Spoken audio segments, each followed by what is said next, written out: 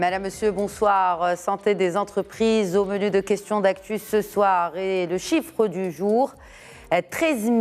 Il devrait y avoir 13 000 cas de défaillance d'entreprise au Maroc en 2023. Cette prévision pour le peu alarmiste nous provient d'un grand cabinet de l'assurance crédit entreprise. Un chiffre en légère hausse, soit 5% par rapport aux cas enregistrés en 2022. Et le phénomène n'est pas propre au Maroc. En comparaison, par exemple, avec la France, où en 2023, il devrait y avoir 59 000 entreprises françaises qui seraient défaillantes, 41% de plus qu'en 2022. Mais restons au Maroc. Aujourd'hui, les TPE marocaines font face à la conjugaison d'un nombre d'éléments conjoncturels compliqués. La faible croissance économique, la hausse des taux d'intérêt, et bien naturellement l'inflation et cette flambée de la facture énergétique ainsi que des coûts des intrants ou encore, et ça ne remonte pas à 2022, encore moins à 2021, la difficulté de la TPE marocaine à accéder à la commande publique, ce qui n'a pas manqué donc d'impacter la rentabilité et la trésorerie de la plupart des TPE marocaines. Mais alors, que faut-il faire pour sauver ce qui peut encore être sauvé ? Le cas échéant, que risquent réellement ces entreprises en difficulté? Quels impacts directs et indirects de leur situation à court et moyen terme? Pour le débat de ce soir, je reçois le directeur études et communications d'Inforisque, Amine Diori. Bonsoir. Bonsoir Khadija, merci de me recevoir. Merci à vous d'avoir accepté l'invitation de Questions d'actu. Et nous avons également avec nous le président de la Confédération marocaine de la TPE et PME, Abdel Al-Farghi. Bonsoir. Bonsoir et merci pour l'invitation. Bienvenue, marhaba, merci à vous de l'avoir accepté. Se joint à nous depuis Marrakech, l'ancien vice-président du Centre des jeunes dirigeants, Radouane Amine. Bonsoir et merci à vous également de vous joindre à nous. Merci madame, merci pour votre invitation et d'avoir associé le sujet. Marhaba. Alors, Amine Diori, bien naturellement, on va parler chiffres avec vous. Nous avons l'habitude de vous accueillir justement pour commenter les publications et les chiffres publiés par Inforisque, c'est un peu votre spécialité. Est-ce que ce chiffre de 13 000 cas de défaillance attendus pour 2023, est-ce qu'il est en phase avec les prédictions d'Inforisque? Alors, tout d'abord, si vous faites référence à la dernière étude d'Allianz Trade qui a été publiée sur les chiffres de défaillance donc de personnes morales au Maroc, sur le volet historique, oui, tout à fait, puisque Allianz Trade reprend les chiffres publiés par Inforisque, en tout cas collectés par Inforisque dans le cadre des entreprises défaillantes. Par entreprise défaillante, on parle de personnes morales ayant subi soit un redressement, soit une procédure de sauvegarde, soit une liquidation judiciaire. Ça, c'est la première chose. Sur les prévisions qui ont été faites, disons qu'il y a un écart parce que tout simplement 5% d'augmentation estimée par Allianz Trade, ça me semble très peu, sachant que j'ai regardé simplement les derniers chiffres à fin du premier trimestre et on est déjà sur une croissance assez importante des défaillances d'entreprise. On est déjà à presque plus 30%. Donc, il faut prendre ce chiffre comme il est, c'est-à-dire qu'effectivement, c'est un indicateur qui est important et qui montre qu'effectivement, il y a une situation qui se dégrade pour un certain nombre de personnes morales marocaines. Et donc, effectivement, c'est un indicateur négatif. Alors, j'ai vu d'autres indicateurs qui étaient positifs, macro, etc. Mais clairement, celui des défaillances ne sera pas bon cette année. En tout cas, le trend qu'on a pris aujourd'hui n'est pas bon. Alors, si on se fie au trend que vous venez de nous dévoiler, à savoir sur le premier trimestre, une évolution quand même importante à deux chiffres, qui est de 30%. Donc, finalement, ces projections que le nombre de cas défaillances d'entreprises enregistrés en 2022 devrait croître de 5%, il n'est pas vraiment à prendre en considération en regardant les chiffres du premier trimestre. Si on est déjà à une augmentation de 30% annuellement. Oui, tout à fait. C'est annuel ou c'est par trimestre, l'évolution de 30%? Alors, les 30%, c'est par rapport au trimestre de l'année précédente. Donc, un glissement annuel. Mais voilà, si on fait une projection par rapport déjà au premier chiffre, il est évident que 5% d'augmentation me semble optimiste. Très. Oui. Alors, peut-être un commentaire, Abdel Al-Farghi, vous, en tant que président de la Confédération marocaine de la TPE et PME. Et j'ai remarqué que dans l'intervention d'Amine Diori, il a vraiment insisté sur les personnes morales. Oui, c'est nouveau. Donc, pour nous, on a insisté à ce que les chiffres de 13 000 publiés dernièrement aux 12 000 publiés par InfoRisque, il faut le signaler que ce ne sont que des entreprises à personnes morales. Mais les personnes physiques, c'est plus que ça. Donc, quelle est la part aujourd'hui, quand on parle de TPE, quelle est la part des personnes physiques au Maroc par rapport aux personnes, aux entreprises avec le statut de personne morale? Est-ce qu'elles sont... C'est plus de 65. Donc oui, majoritaire. Voilà. C'est très, très majoritaire. Dans les villes, lorsqu'on sort dans les villes, on ne voit que des personnes physiques, des snacks, des petits projets, etc. Très peu de sociétés dans les villes. Donc les sociétés sont concentrées dans l'axe Rabat-Casa et d'autres villes autres. Mais ces chiffres-là ne reflètent pas la réalité. La réalité, c'est plus que de 25 000 entreprises qui ont fait faillite en 2022. Et si les chiffres vont augmenter de 30%, c'est parce que 250 000 TPE sont menacées de faillite. Donc, vous voyez, donc 250 000 sont TPE sont menacées de faillite, des personnes physiques majoritaires. Et des SARL. Pourquoi? Parce que les commandes sont de moins en moins lancées. Il y a le financement. Les banques, ils sont arrêtés parfois les lignes de financement. Donc les TPE qui avaient des sociétés qui avaient des lignes de financement, beaucoup de banques l'ont arrêté maintenant. Il y a aussi le financement des TPE, les nouveaux, par exemple Telaka, il est en stand-by. Donc, plusieurs projets sont en stand-by ou bien arrêtés. Il y a les commandes, les 20% n'est pas encore appliqué. Donc, vous voyez, donc il n'y a pas... les 20% des commandes publiques. Vous évoquez la commande publique, voilà. Voilà, la loi 156 de 2013. Depuis 2013 jusqu'à maintenant, donc on n'a pas appliqué le quota de 20%. Donc, ces TPE, ils souffrent énormément. Mais le gouvernement, l'ancien gouvernement et ce nouveau gouvernement n'ont rien fait pour soulager cette souffrance. Ils ont un problème d'accès au financement très grave, ils ont un problème d'accès aux commandes publiques, mais aussi aux fonciers. Il n'y a pas une zone industrielle au Maroc adaptée au TPE. Oui, il y a pas nous allons revenir aux raisons, mais juste vu que nous sommes en train de commenter déjà ces chiffres, toujours selon ce même rapport de ce même cabinet d'assurance crédit des entreprises, Alliance Trade, eh bien, et c'est un peu logique, vous me direz, c'est l'axe Casablanca-Rabat-Tanger qui est impliqué dans près de la moitié des défaillances, ce qui est logique parce qu'il y a plus d'entreprises là-bas. Moi, je voudrais vous interpeller sur le reste des régions du Maroc. Est-ce qu'il y a vraiment une tendance dans une région qui pourrait inquiéter plus que d'autres? Oui, ce sont des régions, par exemple, dans le nord, il y a que l'axe Tanger qui est en activité permanente. Mais d'autres régions sont, par exemple, dans d'autres villes dans cette région, par exemple Ouazzane, Chaoun, dans des petites villes, ou bien dans le sud, donc Zagoura et d'autres, et Ouarzazate, etc. Donc, dans ces petites villes, il n'y a pas d'activité. Donc, il y a une saison où, par exemple, la basse saison, où toutes les entreprises sont en arrêt presque total. Et maintenant, ils commencent donc maintenant, c'est la haute saison, ils commencent à travailler. À la base, des entreprises saisonnières, c'est-à-dire ce sont des entreprises qui sont liées, par exemple, peut-être au tourisme. Tourisme, des services liés au tourisme. Ou d'autres activités de service, absolument. Voilà. Oui. Donc, ce qui fait que... c'était un peu attendu. Mais moi, le chiffre qui m'a vraiment...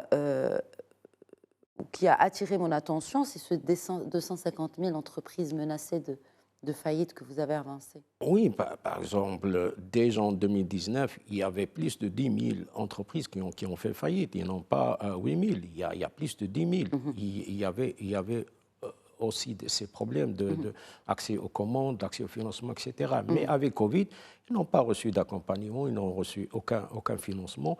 L'oxygène, crédit oxygène était destiné aux moyennes et grandes entreprises. Les autres lignes de relance n'ont pas bénéficié, les TPE n'ont pas bénéficié de ces lignes. Alors, ils ont retardé petit à petit leur défaillance en attendant de voir des jours meilleurs, donc avoir des commandes, etc. Mais on a... Donc en fait, sur le nombre, si j'ai bien compris, en faisant un calcul rapide, sur le nombre total des entreprises menacées de faillite, 10% font faillite, ou un peu moins. Oui, oui, c'est la 5%. plupart. Oui. J'aimerais rebondir sur tous ces chiffres parce que, bon... J'allais vous faire rebondir parce que vous, oui. vous avez effectivement la donnée relative, en tout cas aux personnes morales, pas aux personnes physiques, puisqu'on fait bien de préciser. Mais est-ce que vous confirmez cette tendance? Parce que nous parlons quand même de chiffres...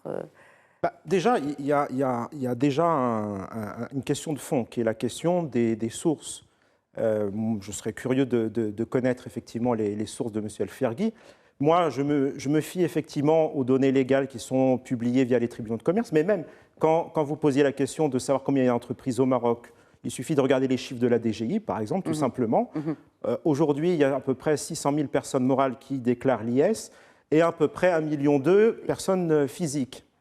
Donc, si je retiens le nombre de 250 000 entreprises en faillite ou quasiment en état de faillite, ça représente plus de 20% du total, ce qui est absolument gigantesque. Donc après, je n'ai pas envie de rentrer dans un débat d'experts sur les chiffres, mais juste pour dire, pour moi, ce qui est important, c'est d'avoir, voilà, de s'appuyer sur des sources fiables. Et nous, c'est les tribunaux de commerce, c'est la DGI, c'est toutes les institutions qui publient des chiffres sur les entreprises. Ça, c'est la première chose. Ensuite, effectivement, on a abordé la question des causes effectivement de ces défaillances d'entreprise. Elles sont multiples, on a commencé à les évoquer. On va les évoquer. Ouais. Je finis le tour de table sur d'abord un commentaire sur ces chiffres qui ont été publiés par Alliance Trade et puis on reviendra bien naturellement à ce chapitre des raisons. Et il y en a un bon nombre. Je me tourne vers vous, Redouane Amine, un commentaire sur les chiffres qui ont été publiés et tout particulièrement peut-être un commentaire sur la région où vous vous trouvez aujourd'hui, à Marrakech. Alors, pour les 13 000 annoncés, moi je pense que c'est un chiffre moyen, je dirais optimiste même, parce qu'il y a pas mal de données à inclure dans le raisonnement. D'ailleurs, pour analyser la défaillance des entreprises, plusieurs facteurs devraient être mis en jeu. Donc, il y a l'aspect économique, stratégique, financier et organisationnel. Mais à ce que M. Diori a évoqué, j'ajouterai aussi les entreprises dites inactives. Donc, c'est vrai que les chiffres publiés par Alliance Trade et concernant les défaillances d'entreprises concernent la publication des tribunaux de commerce, sachant qu'il y a énormément de choses à dire sur ce volet-là, par rapport aux entreprises qui sont en cours de redressement, qui sont en procédure de sauvegarde. Mais ce qui m'intrigue le plus, ce n'est pas ce chiffre, mais les chiffres de la DGI concernant les entreprises dites inactives. Ça veut dire que les entreprises qui n'ont pas passé le cap pour déclarer leur faillite ou passer par les tribunaux. Donc, vu l'effet psychologique des entrepreneurs marocains, donc ils préfèrent garder l'entreprise dormante au lieu de déclarer sa faillite, et c'est socioculturel. Mais à mon sens, le chiffre il est optimiste. Donc il y a plus que ça. Et je pense que durant le débat, on aura l'occasion de présenter pourquoi et comment il y aura plus de ça comme entreprise défaillante.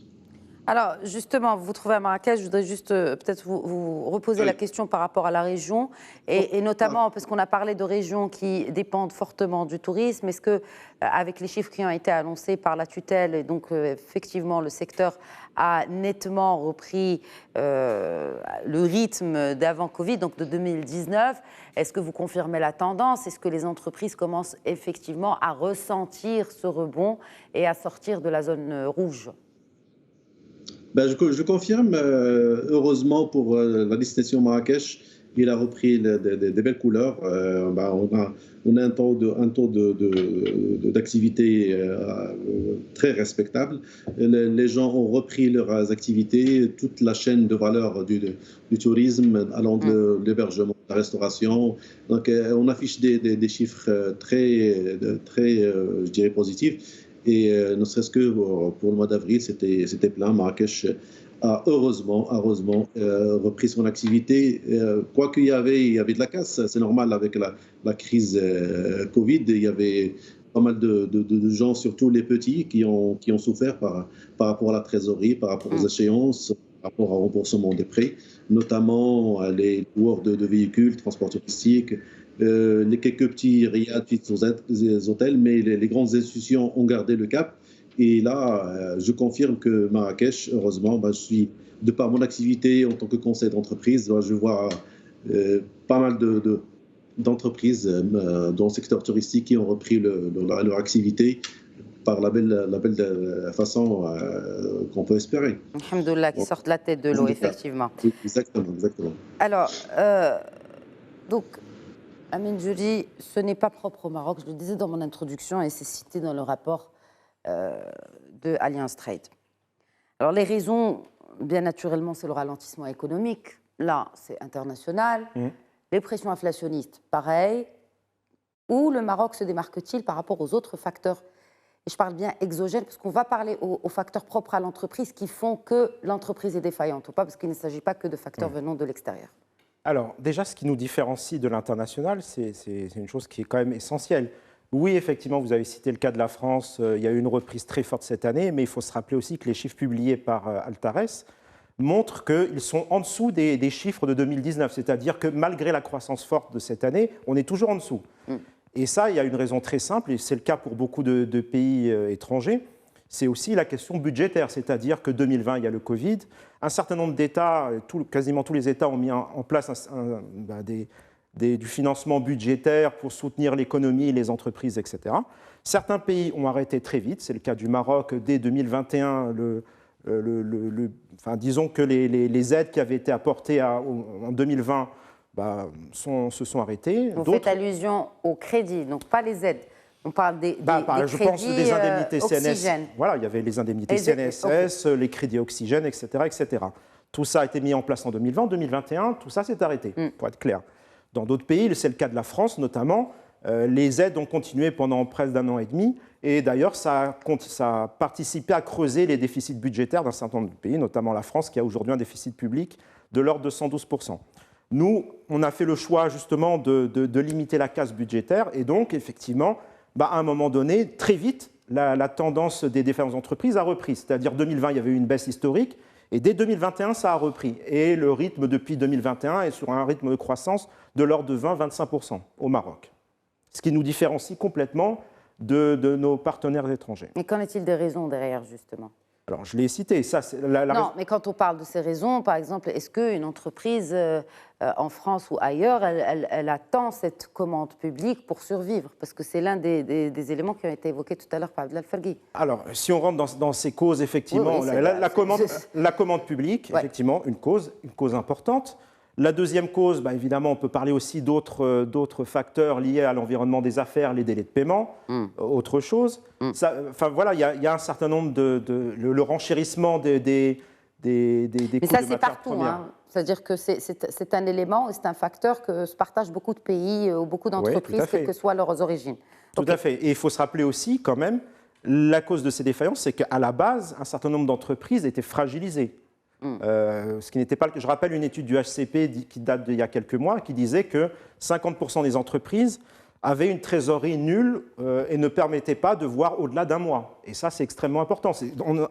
Avant même que débute la guerre en Ukraine, déjà un très grand nombre d'entreprises, la majorité, avaient déjà une trésorerie qui était étendue. Donc évidemment, compte tenu du contexte qui s'est intensifié ces derniers mois, évidemment, ça a permis de fragiliser encore plus nos entreprises, et notamment les plus faibles d'entre elles, les TPME.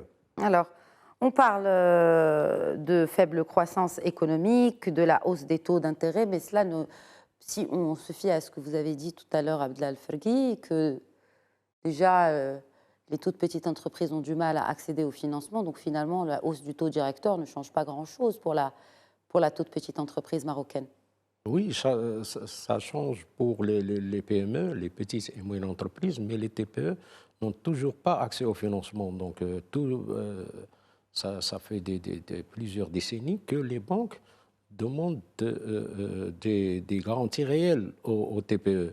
Par contre, aux PME, ils sont flexibles. Donc, il y a des lignes de financement qui sont adaptées aux PME. Mais les lignes de financement qui existent maintenant ne sont pas adaptées aux TPE. C'est la même chose pour le foncier. Il y a des lots qui ne sont pas adaptés aux TPE. Donc, au Maroc, jusqu'à maintenant, on n'a pas intégré la TPE dans tout le programme économique. Donc, il y a la PME nous n'avons que 30 000 PME au Maroc, mais ce sont eux, avec les 300 grandes entreprises, qui dominent le tissu économique du Maroc. Par contre, nous avons plus de 4 millions de TPE qui représentent plus de 95% de l'économie du Maroc, qui sont marginalisés.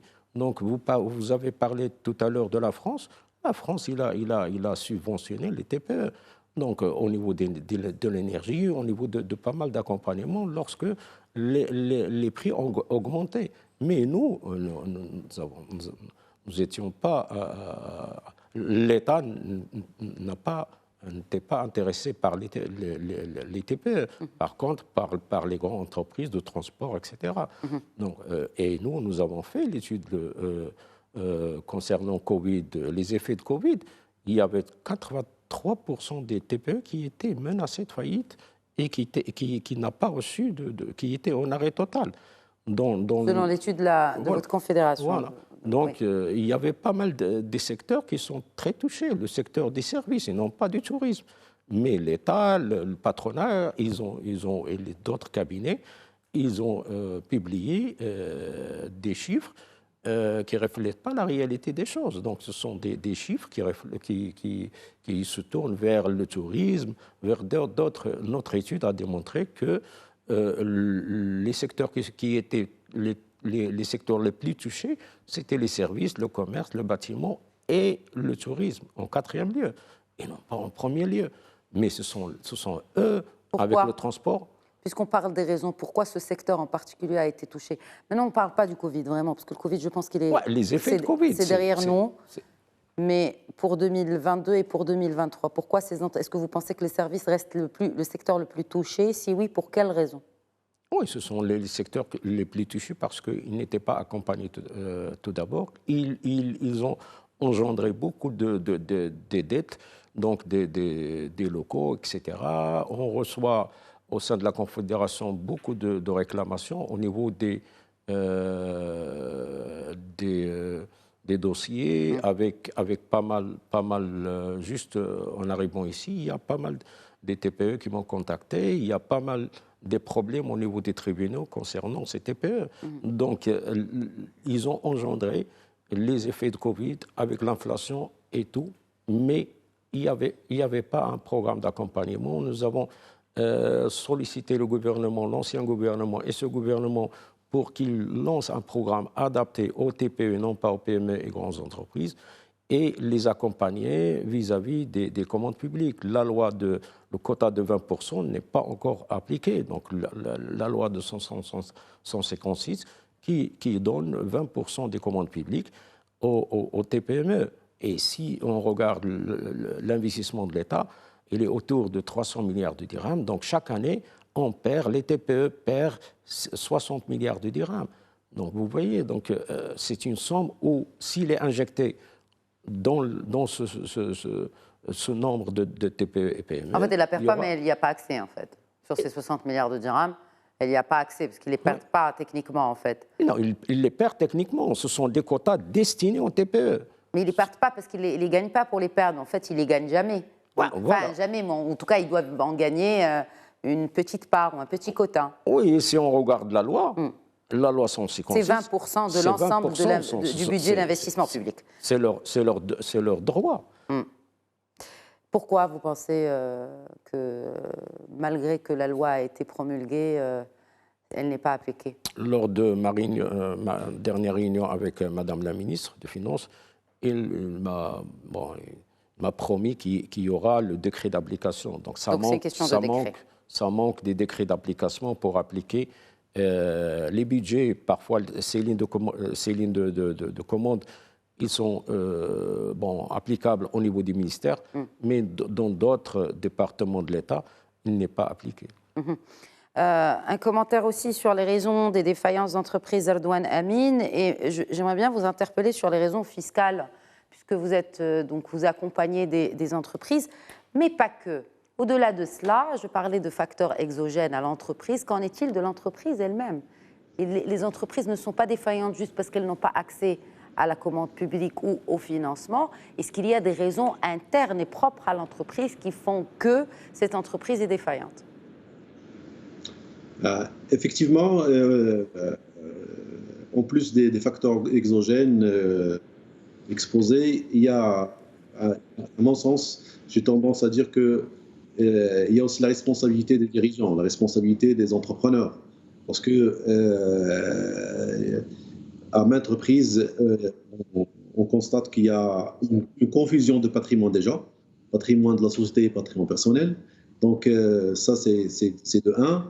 De deux, les comportements des dirigeants d'entreprises, notamment les TPE, c'est à revoir, à améliorer. Parce qu'on ne peut pas jeter toute la responsabilité sur l'autre, sur le financement, sur le foncier, sur le gouvernement, sur la nation.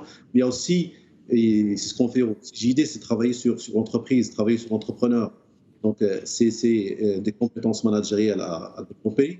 C'est une façon de faire, une façon de gérer d'une manière stratégique. Donc, j'ai tendance aussi à croire que, d'un point de vue anthropologique, l'entrepreneur marocain, ou l'homme, je dirais, le Marocain, il est par essence commerçant et non entrepreneur. Donc, même la vision de l'entreprise, c'est vision du one-shot, vision d'une affaire, c'est pas une vision long-termiste, une vision où on peut se projeter vers l'avenir, où on peut voir le bébé entreprise grandir. Donc ça, c'est une de nos doléances par rapport à ce qu'on fait au CJD, c'est que on doit inculquer aux dirigeants, aux chefs d'entreprise, la notion d'entrepreneuriat beaucoup plus que la notion de commerce. Parce que on peut commercer du jour au lendemain, mais il n'y a pas une vision, c'est pas une vision stratégique, comme disait votre invité par rapport à l'étude du Haut Commissariat concernant la trésorerie. Amine Diori, on a un sérieux problème par rapport à la trésorerie des entreprises, 50%, comme ça a été dit, n'ont pas de visibilité plus d'un mois. Donc, c'est plus un comportement managériel et une éducation à l'entrepreneuriat. C'est ce qu'on milite depuis la création du CJD au Maroc. C'est pour justement faire émerger cette nouvelle génération d'entrepreneurs qui ont une vision, qui ont un business model qui est à même de les prémunir par rapport aux effets exogènes qu'on ne peut pas négliger non plus, parce qu'il y a un contexte international, il y a de l'inflation, il y a la Covid qui est passée par là, mais la responsabilité du manager, la responsabilité du directeur et de l'entrepreneur, elle est là. Donc c'est une composition entre les effets exogènes, mais aussi la responsabilité et le comportement managériel du chef d'entreprise.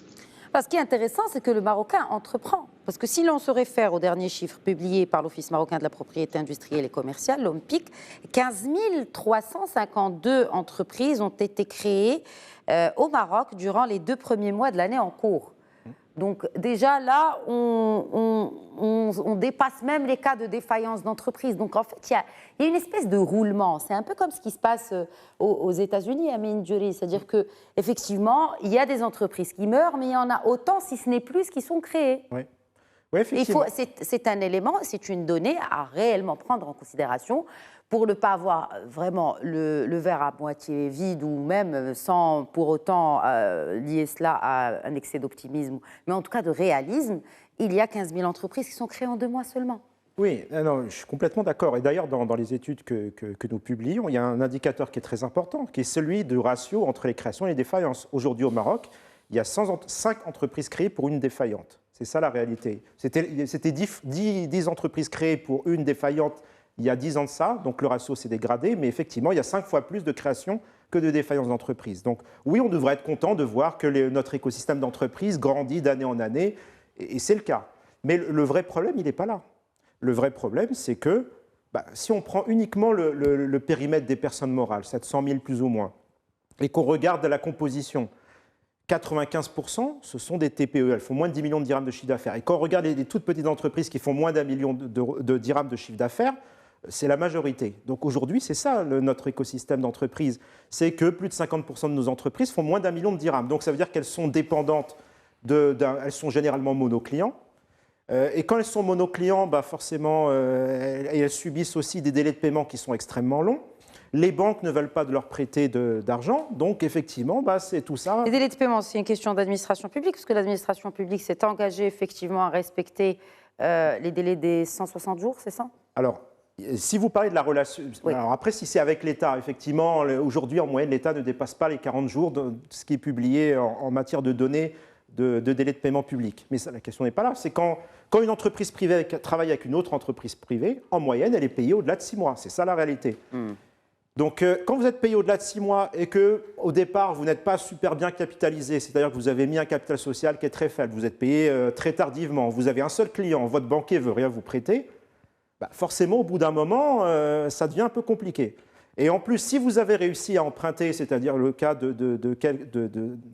milliers de TPE en 2020, aujourd'hui, avec l'augmentation des taux d'intérêt, vous devez rembourser des taux d'intérêt qui sont encore plus élevés. Donc ça fragilise encore plus votre trésorerie. C'est ça aujourd'hui le nœud gordien que vivent un grand nombre d'entreprises. Alors justement, réduire les délais de paiement, ça c'est parmi les choses pour lesquelles vous militez depuis quelques années maintenant. Abdel Felgui, sur ce même plateau, nous en avons discuté il y a quelques années. Effectivement, il y a la tutelle, notamment le ministère du Commerce, qui a publié ce projet de loi qui a été voté. Oui. Et qui devrait normalement faciliter ce goulot d'étranglement, parce que c'est vraiment un des freins et un handicap pour la trésorerie, c'est cette question de délai de paiement. Est-ce que vous pensez que la loi fera l'affaire et suffira, quand bien même elle est appliquée avec les décrets nécessaires, elle suffira à vraiment endiguer ce phénomène de délai de paiement? Malheureusement, au Maroc, nous avons beaucoup de lois, mais sur le terrain, ça se passe d'une autre manière. Donc l'État, maintenant, il a prolongé le délai de paiement. Nous avons plusieurs cas. J'ai été contacté des réclamations des administrations qui dépassent les 8 mois et plus. Donc, il y a même entre secteur privé, donc les TPE et les PME et les grandes entreprises, les moyennes et les grandes entreprises, ça dépasse maintenant les 18 mois. Donc, depuis Covid jusqu'à maintenant, le délai des paiements a été prolongé, il a été doublé dans d'autres cas. Le problème au Maroc, c'est qu'on ne se soucie pas de, comme a dit Sidi, le tissu économique du Maroc, c'est plus que des PME, c'est des TPE. Des TPE qui font un chiffre d'affaires de moins de 3 millions de dirhams. Nous avons une guerre des chiffres au Maroc. Une guerre de définition, oui. Donc chacun définit la TPE à sa... C'est un débat qui est en stand-by, j'ai remarqué. Donc, malheureusement... On en a parlé, c'est quand même... Ouais. Parce qu'on parle de charte d'investissement. Il y a cette nouvelle charte d'investissement qui parle de la TPE, qui veut justement dédier une part de ce projet de nouvelle charte d'investissement à la TPE. Mais quelle est la TPE? Voilà. Donc, en fait, il y a plusieurs définitions. Pour la définition de la TPE, nous avons travaillé, lorsqu'on était dans la Fédération des jeunes entrepreneurs, nous avons travaillé avec le gouvernement NewsFi depuis 1999 jusqu'à 2002 pour sortir une charte, le livre blanc, avec une charte de la PME. Et nous avons attendu depuis 2002 jusqu'à maintenant qu'un gouvernement s'attaque au dossier de la TPE. Et ça fait quand même un quart de siècle qu'on a du mal à définir ce que c'est qu'une TPE. Voilà, on n'a pas arrivé à définir une TPE. Pourquoi? Sauf que dans le gouvernement Ben Kiran Ier, nous avons travaillé pendant 1 année et demie. Et il a été lancé la stratégie TPE en 17 mai 2013. dans la Bibliothèque nationale, il y avait 8 ministres qui étaient présents, le patronat, tout le Banque Maghreb et tout. On s'était mis d'accord sur une définition de moins de 3 millions de dirhams et moins de 10 personnes. Pourquoi? Ça a été acté, c'est signé? C'était pas signé, donc parce qu'il y avait un remaniement. Alors, les ministres qui sont arrivés ont lancé d'autres stratégies. Par exemple, Moulay Hafid, il a lancé la stratégie d'accélération industrielle. Il a délaissé la stratégie TPE. Donc, vous voyez, donc, en arrivant à ce stade, donc, nous avons défini la TPE de moins de 3 millions de dirhams, moins de 10 personnes. Pourquoi? Parce qu'il y avait des start-up qui faisaient des chiffres d'affaires de 5 et 6 millions de dirhams, mais avec 3 ou 4 ingénieurs et développeurs. Donc, et on a associé les personnes, donc l'emploi de personnes et avec les chiffres d'affaires. Mais malheureusement, à chaque gouvernement, lorsqu'il vient un gouvernement, nous avons démarré 4 années de discussion avec l'ancien gouvernement l'Othmani. Mais lorsque Akhnouch est arrivé, donc on était informé par M. l'Othmani que nos dossiers ont été dans la passation. Ils étaient intégrés dans la passation de tous les dossiers entre l'Othmani et Akhnouch. Mais Akhnouch, maintenant, il veut qu'on recommence à zéro.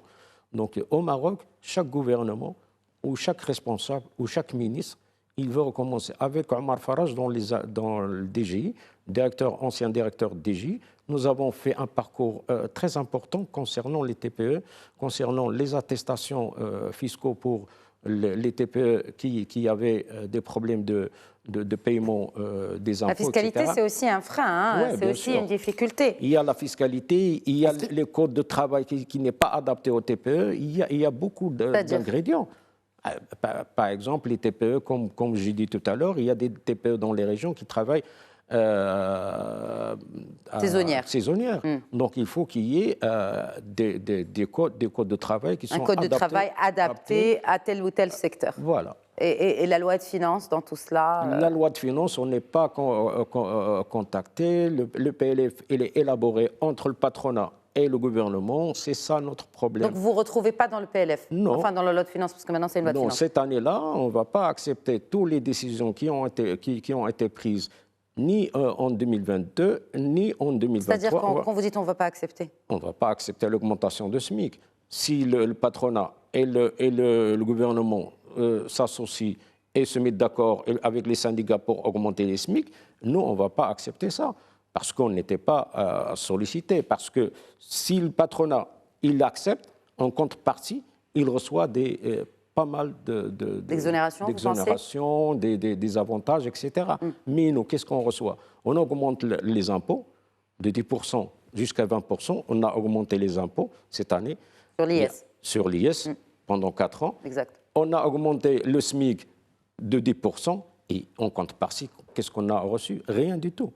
Mais le patronat, il a reçu beaucoup d'avantages pour appliquer ces décisions. En tout cas, le patronat semble très satisfait de sa relation avec le gouvernement actuel.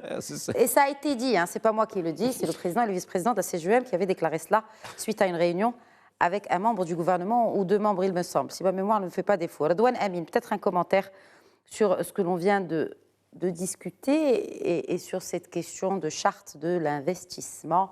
Est-ce que la TPE s'y retrouve finalement dans cette charte de l'investissement? Je reviens sur la problématique de la définition de la TPE et de la PME. Ça ne m'étonne pas. Effectivement. Oui. Parce que c'est vraiment un débat de longue date et on n'arrive pas vraiment à cerner c'est quoi une PME, c'est quoi une TPE. Donc, même lorsqu'un responsable souhaite mettre en place un programme dédié, il faut déjà définir la cible, c'est qui est la TPE et la PME. Donc, ni la définition est claire, ni un programme ciblé il est déjà là. Je reviens aussi sur la fiscalité qui fait partie des fameux F, formation, foncier, fiscalité et financement. Donc, je rebondis sur ce qu'a dit M. le Président de la Confédération concernant la hausse de l'IS de 10 à 20% et la réduction de l'IS pour les grandes entreprises de 31 à 20% à horizon 2026. Moi, ce qui m'inquiète beaucoup plus, et par rapport aux dirigeants, par rapport aux chefs d'entreprise que je côtoie, c'est non seulement le taux d'imposition, mais surtout la complexité du système fiscal, la multiplicité des taxes. Chaque secteur, il a de multiples taxes à payer. On parle juste de l'IS, TVA, mais il y a énormément d'autres choses, d'autres taxes. N'oublions pas que sur les taxes locales, on a une trentaine de taxes locales à payer et la taxe qui est objet de c'est la taxe professionnelle.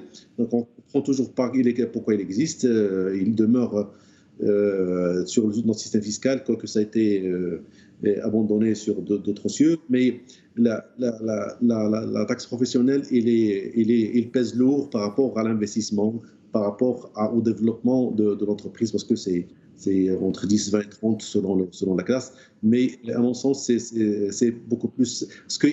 Parce que sa base de calcul, il est vraiment injuste par rapport à une entreprise qui souhaite se développer, qui souhaite, je dirais, investir. Par rapport aux autres taxes, c'est des taxes par activité, par branche d'activité, tourisme, on a les taxes de séjour, de débit de boissons, de promotion touristique, et j'en passe.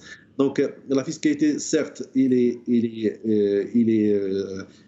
fait partie des conditions de décision d'investissement dans un secteur ou dans un pays, mais à mon sens, il faudra, sur ce volet fiscalité, mieux je dirais, alléger non seulement le poids, mais surtout alléger le nombre de taxes, le nombre de prélèvements. Et on voit aussi la fameuse RAS, la retenue à la source, qui a fait couler beaucoup d'encre au moment de son élaboration en décembre et janvier. Mais là, il est là. Et ça a mis je dirais, en difficulté pas mal d'entreprises par rapport à leurs prestataires, par rapport à leurs propriétaires des locaux. C'est un sujet à revoir à mon sens. Mais de toute façon, il n'y a pas que la fiscalité. Donc la fiscalité, c'est un élément, mais c'est aussi un revenu pour la caisse de l'État qui en a besoin. Mais il y a d'autres facteurs à revoir, notamment et l'accès au financement foncier. Mais surtout, lorsque je parle de l'entreprise, je parle de l'humain. Et l'humain, il a besoin de formation. Parce que là,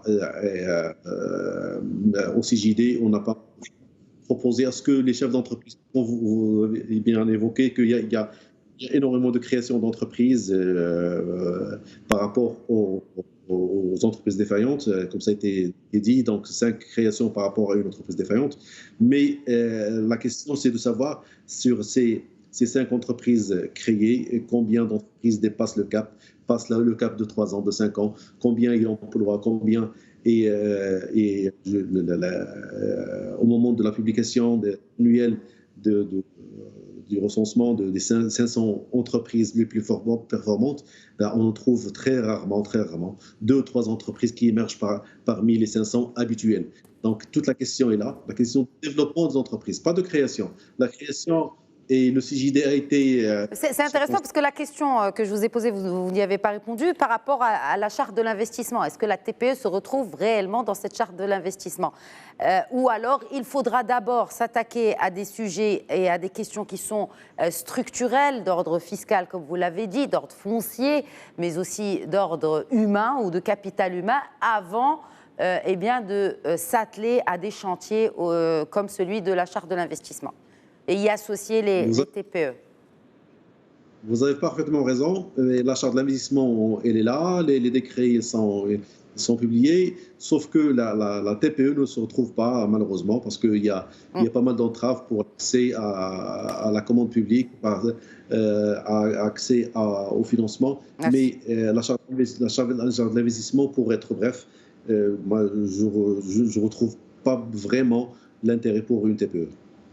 Très bien. Un commentaire peut-être sur les chiffres qui ont été donnés à Medjuri avant qu'on clôture le débat. Effectivement, je voudrais revenir sur ce qui a été dit. Donc, concernant la charte de l'investissement, la charte n'a pas été conçue pour la TPE, elle a été conçue pour des PME, pour des ETI et des GE. Il suffit de voir les conditions qui ont été mises en place en termes d'investissement. L'objectif, c'est faire monter la part de l'investissement privé qui se situe à un niveau très faible aujourd'hui, de l'ordre de 20-25% versus tout le reste pour l'investissement public. Et deux, c'est créer de l'emploi. Et évidemment, quand on voit les conditions d'octroi des aides par rapport à l'investissement, on voit bien que la cible visée, c'est surtout les PME, les grosses ETI et les GE. Ça, c'est la première chose. Par rapport à ce qu'a dit Sir Redouane, par rapport justement aux entreprises qui ont été créées, notamment le ratio de 1 pour 5, et effectivement, il pose une vraie question qui est celle de combien d'entreprises réussissent à passer ce cap de vallée de la mort, ce qu'on appelle les 5 premières années. Et effectivement, quand on regarde les entreprises défaillantes, on voit qu'effectivement, elles ont 5 ans d'ancienneté. Quasiment toutes, majoritairement, elles ne dépassent pas 5 ans. Donc on voit très clairement qu'il y a un gap important les 5 premières années, que c'est là où le péril est le plus important, et c'est vrai que statistiquement, on le retrouve.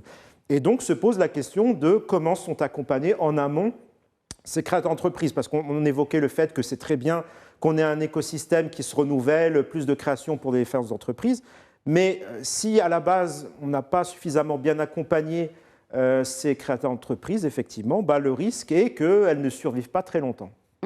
Un dernier mot, Abdelal Fergui. Oui, concernant la charte d'investissement, moi je pose la question, comment ça se fait avec 5% de l'économie du Maroc des entreprises, on peut doubler ou bien doubler la part du secteur privé pour arriver à 550 milliards de dirhams d'investissement. C'est impossible.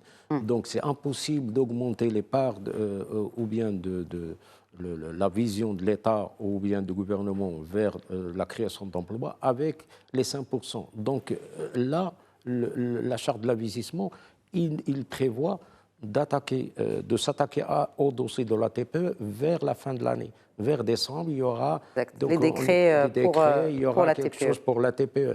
Nous, au Maroc, c'est le problème, c'est pas. Ils sont conscients que la TPE, il peut jouer un rôle très important dans la création des postes d'emploi, dans l'investissement, etc. Mais le problème, c'est qu'on donne plus d'importance aux grands et moyennes entreprises parce qu'il y a le patronat, il y a les ministres qui partent chez le patronat pour se réunir, pour les assurer, etc. Donc le problème, c'est qu'au niveau des TPE, ils sont conscients qu'il n'y a pas beaucoup de problèmes, que les syndicats ne sont pas présents au niveau des TPE, donc il n'y a pas de conflit entre les TPE et les syndicats, mais avec les grands et les moyennes entreprises, il y a les syndicats, il y a les patronats, donc c'est un conflit que le gouvernement veut gérer. Donc pour le gérer, c'est sur le dos des TPE. Donc, et là, nous avons demandé cette année-là que soit on soit premièrement, dans le dialogue social, deuxièmement, dans le PLF, et troisièmement, si on n'est pas consulté concernant tout ce qui concerne l'investissement ou la création d'entreprises, on ne va pas y aller, on ne va pas adhérer aux décisions. Merci beaucoup, Abdelal Fergui, président de la Confédération marocaine de la TPE-PME. Merci d'avoir participé au débat ce soir. C'est à vous. Et merci à vous également, Amine Diolé, directeur d'études et communications à Forisque. Merci. Et mes remerciements vont à Marrakech pour Redouane Amine, ancien vice-président du Centre des jeunes dirigeants du Maroc. Merci, Redouane Amine. Merci à vous, la Khadija, et au plaisir. Merci. Merci à vous pour votre fidélité à notre émission. Très bonne soirée à tous.